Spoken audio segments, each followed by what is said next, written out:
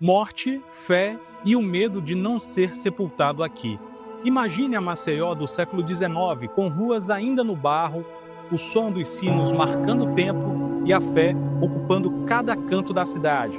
Naquela época, vida e morte conviviam dentro do mesmo espaço sagrado. Os fiéis rezavam no mesmo chão onde, sob as lajotas, repousavam seus entes queridos. Sim, mortos dentro de igrejas como essa aqui.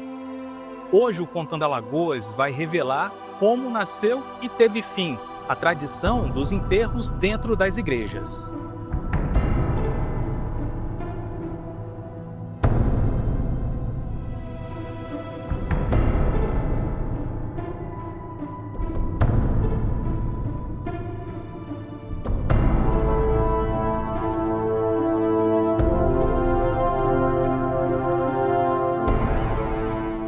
Durante séculos, essa prática foi comum em todo o Brasil colonial e imperial. A crença era simples, mas poderosa. Quanto mais próximo do altar, muito mais perto do céu.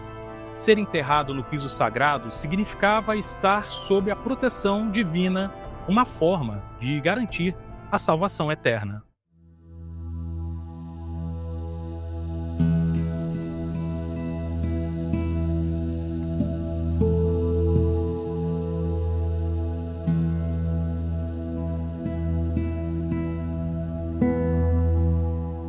Aqui em Maceió, como em tantas outras vilas alagoanas, famílias ricas disputavam os melhores lugares, sempre perto do altar. Já os mais pobres ficavam do lado de fora, nos pátios ou nas áreas externas. O sepultamento não era apenas um ato religioso, era também uma forma de mostrar poder e prestígio. E a igreja lucrava com isso. Cada enterro tinha um preço, e esse dinheiro ajudava a manter o templo.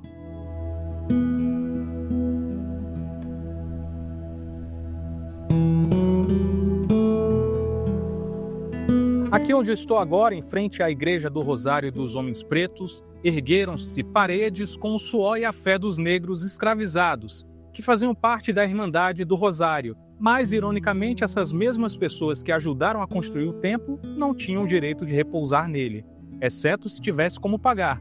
Muitos negros sonhavam com um grande enterro, dentro da casa de Deus, um desejo que, na maioria das vezes, talvez se realizava.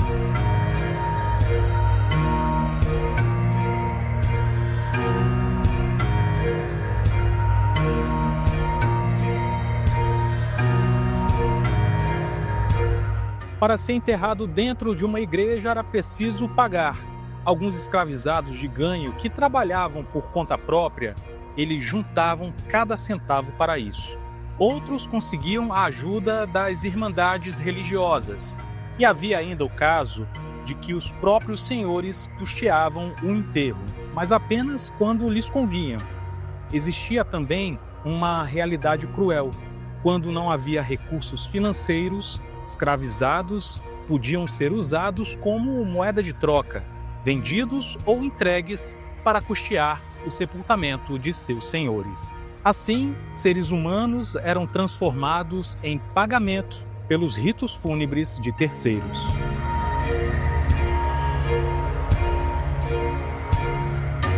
Nem todos tinham dinheiro para a boa morte. Às vezes era possível encontrar corpos abandonados na frente das igrejas.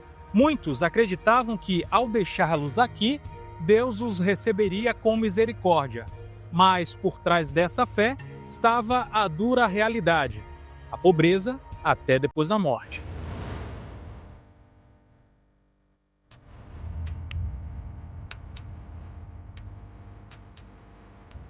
A separação não era só econômica, era racial.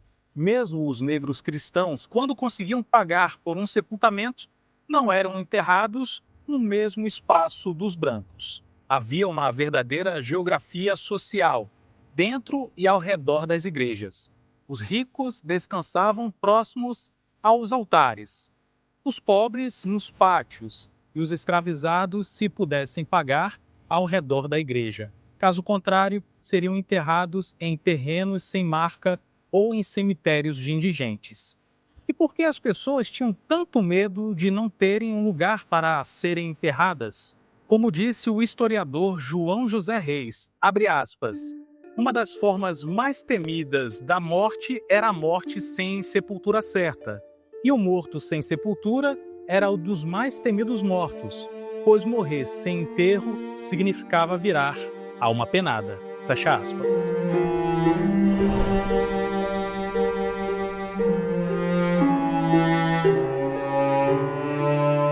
Em 2017, durante obras no Largo da Igreja Matriz Nossa Senhora da Conceição, aqui em Marechal Deodoro, 21 ossadas humanas foram descobertas. Datadas entre os séculos 18 e 19, elas estavam a apenas 50 centímetros do solo. Junto delas, foram encontrados terços e fragmentos de cerâmica, que são sinais de fé e de costumes dos antigos enterros dentro e fora das igrejas. As crianças estavam colocadas com a cabeça voltada para o altar, os adultos com os pés voltados para ele, como se estivessem eternamente assistindo à missa. Até na morte havia hierarquia e ritual.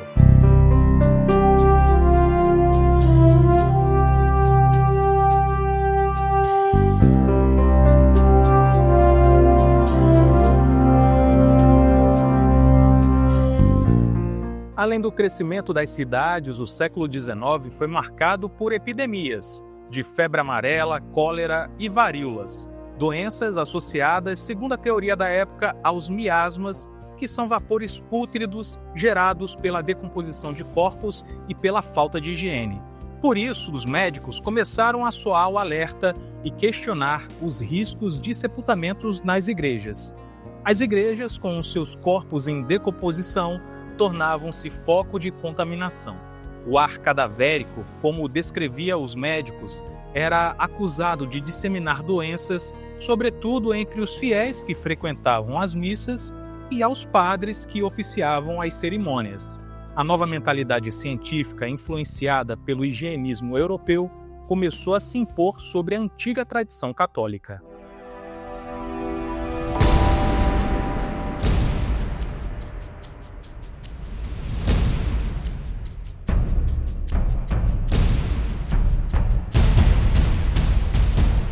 Em 14 de janeiro de 1801 foi emitida uma Carta Régia, que é um documento produzido por um monarca, dirigido às autoridades metropolitanas e coloniais, com ordens de caráter permanente e força de lei.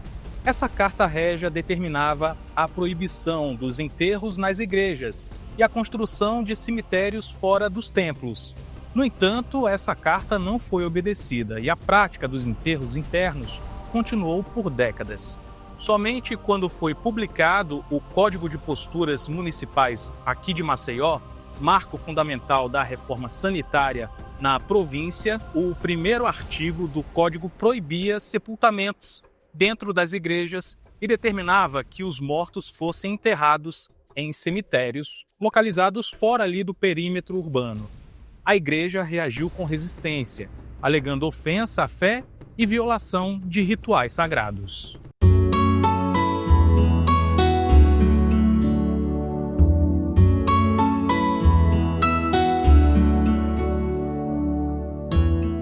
Poucas coisas são tão capazes de transformar uma cultura, costumes, hábitos e crenças quanto uma epidemia. Entre 1849 e 1856, Alagoas foi atingida por um surto de febre amarela e cólera que devastaram populações inteiras, principalmente nas vilas de Penedo, Jaraguá e Maceió.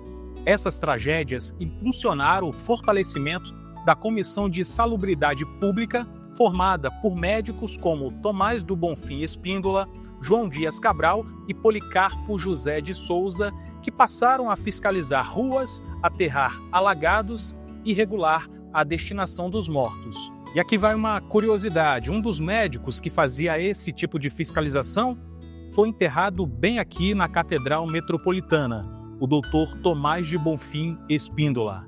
Mas voltando à história, o medo do contágio e o avanço das ideias higienistas transformaram o espaço urbano. Enterrar dentro de igrejas passou a ser visto não como um ato de fé, mas como ameaça à saúde coletiva.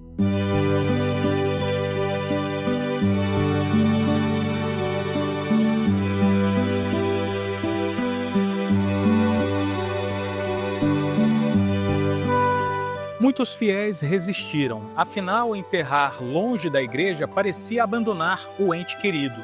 O luto se tornou mais doloroso. A distância entre vivos e mortos também era simbólica. Mas o novo discurso, apoiado por médicos e pelo Estado, prevaleceu sobre o da igreja. A criação dos cemitérios públicos foi a resposta prática e simbólica dessa nova mentalidade. O cemitério Nossa Senhora da Piedade, construído na segunda metade do século XIX, foi o principal projeto. O terreno escolhido era um areal, naquela época, desabitado, muito diferente do que é hoje. Antes coberto por cajueiros e catolés, afastado da zona rural, ventilado e cercado de árvores que acreditavam-se purificar o ar. O presidente da província, Dr. Manuel Sobral Pinto, promulgou a Lei nº 130 de 1850, autorizando o governo a construir o cemitério. 2 locais foram analisados: a Barreira da Cambona e a área próxima ao Trapiche da Barra. A Cambona foi descartada por ser difícil de cavar e ter fontes de água potável. A área do Trapiche foi escolhida por suas condições mais favoráveis. O cemitério começou a funcionar em 1855, ainda com algumas obras em andamento. Nesse ano, o local já contava com 274 catacumbas, sendo 198 construídas com recursos públicos e as demais foram feitas por confrarias da cidade. Em 26 de janeiro de 1856, iniciaram as obras da capela em estilo neogótico. Os cemitérios públicos representavam um novo ideal de civilização, limpos, organizados e separados da cidade viva. O cemitério da Piedade marcou o triunfo da ciência sobre a tradição religiosa. A partir da década de 1860, os enterros nos templos estavam praticamente extintos. As igrejas passaram a ser usadas apenas para cerimônias de encomenda. Mas mesmo com a criação dos cemitérios públicos, a exclusão não acabou. O regulamento de 1870 determinava que escravizados fossem enterrados em sepulturas comuns, em áreas separadas. Pessoas que tiravam a própria vida, ateus e pessoas de outras religiões também eram colocadas em quarteirões isolados. A igreja ainda tentava manter a sua influência, alegando que todos os terrenos eram bentos. Os cemitérios se tornaram espaços de arte, memória e distinção social, substituindo o prestígio dos altares pelos jazigos monumentais de mármore e ferro forjado. Aqui é possível ver uma clara distinção de classes, mesmo depois da morte.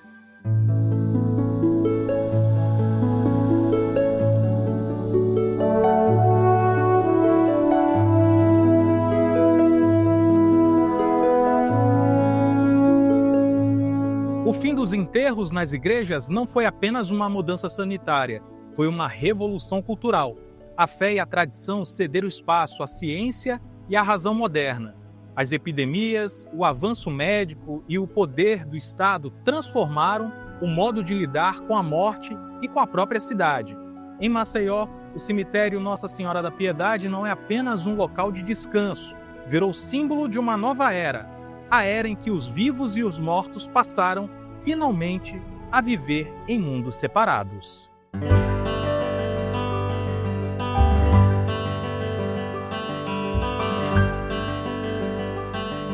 E o Contando Alagoas de hoje vai ficando por aqui. Se você não é inscrito no canal, por favor, se inscreva no nosso canal, dê o like, também possa hypar esse episódio para que ele possa chegar a muito mais pessoas que gostam também de histórias assim como você. E lembrando, a gente está aqui no Cemitério da Piedade e aqui tem o túmulo da Mulher da Capa Preta e tem episódio dela completo aqui no nosso canal. Então assista não só esse, mas outras histórias aqui também no nosso Contando Alagoas. E a gente agradece o carinho e os comentários também. Comenta bastante porque isso faz com que o nosso canal possa crescer. Em cada canto de Alagoas tem uma história para contar. Até a próxima, pessoal!